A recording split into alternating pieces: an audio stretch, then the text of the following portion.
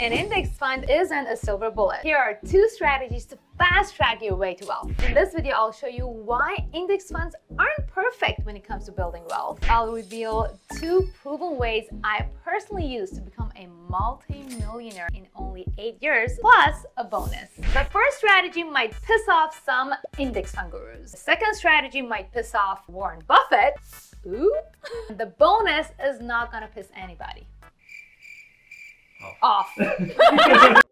And if you like this video, I've got way more tips and strategies on how to build wealth quickly. Check them out in the description below. Index funds have been becoming a phenomenon. Everybody's talking about it as the safest way to start investing. And don't get me wrong, investing in index funds is better than not investing at all. But it's definitely not end-all be-all. Why? Here are a couple of analogies. I believe investing in an index fund is like buying that fruit bundle at the grocery store that might appear cheaper, but in the middle of it, you might have a bunch of moldy, old, and spoiled fruit. You know what I'm talking about, right? Investing in individual assets will give you your control back. You can pick the fruit that appears the most delicious to you. And besides that, most index funds' growth is driven by a handful of companies in them. So my question is, why not just invest directly into those companies instead of blindly following an index that tracks the value of all of these companies that you may or may not even be aware of? By investing in an individual asset, you actually become a shareholder of that company. You can allocate how much you individually want to invest in that company, and you get other benefits like dividend payments. That way you can support the companies that you actually truly love, and you won't accidentally invest in a company that completely goes against your moral values that may be hidden somewhere inside that index fund. For example, I never invest in oil. Not that there is not money to be made in oil, but being from Iran, I know that all of these wars in the Middle East would not happen if it wasn't for oil. So I cannot even get myself to invest in oil, even if it makes me tons of money. Now think to yourself, is there a company that you'd never want to invest in? They did something that completely goes against your moral values. By investing in an index fund, there is a very high chance you will be supporting a company or an asset that goes completely against your values. So if you want to have more control, and what? Higher returns. These 2 strategies to your investment strategy, to your investment portfolio, to your what?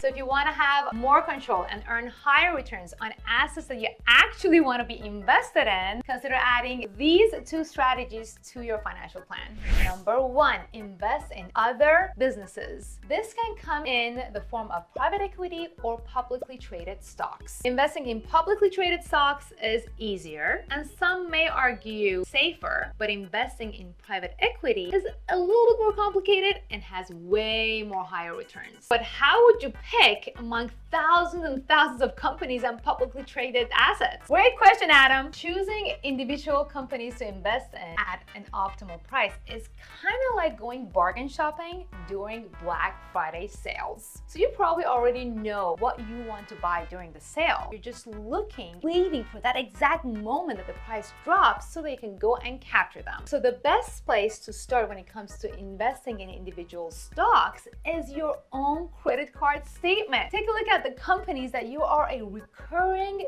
customer of and add them to your list. Then using the strategies that I teach in my free masterclass, you can actually go against the market hype, and when everybody else is panicking because the prices dropped, you go and buy, because Invest Divas and Invest Divos love a good bargain sale. Strategy number 2, cryptocurrency. Ooh, I know that one sounds that would have been really good.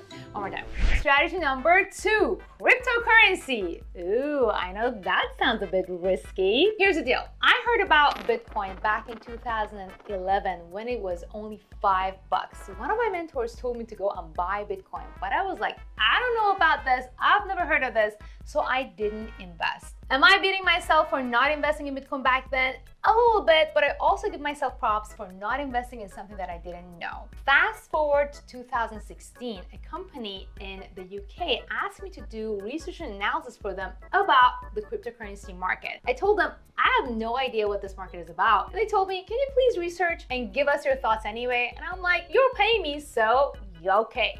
As I was doing my research and going down the rabbit hole of the blockchain technology, I suddenly realized something crazy pants. You see, I'm from Iran, and before I was born, my dad was a successful CEO of a big company and was kind of wealthy. But then in 1979, the Iranian Revolution happened and he lost everything to the new Iranian government. How? They went in and froze all of his bank accounts and they raided our house and they took everything from us. What does this have to do with blockchain and cryptocurrency? As I was doing my research about the decentralized nature of the blockchain technology, I suddenly had a light bulb moment. If my dad had even a fraction of his wealth in a decentralized asset like Bitcoin, my family wouldn't have gone under all the hardships after the revolution. Now, of course, there is risk involved in some cryptocurrency assets and there are a lot of scams. I explain more about how to navigate the cryptocurrency market in my best-selling book, Cryptocurrency Investing for Dummies. And here's for the bonus. I don't know. Yeah.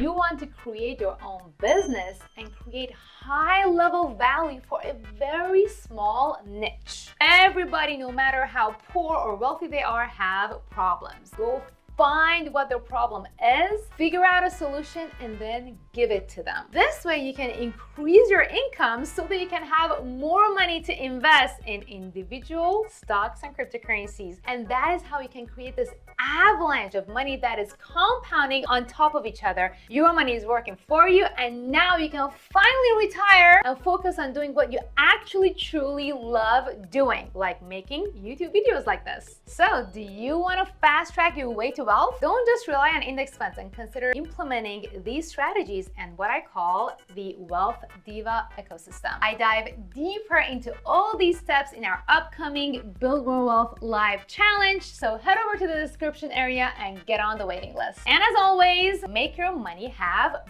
babies. Yeah, I've got way more tips and strategies on how to build wealth quickly. That's a wrap. That's a wrap. We did it.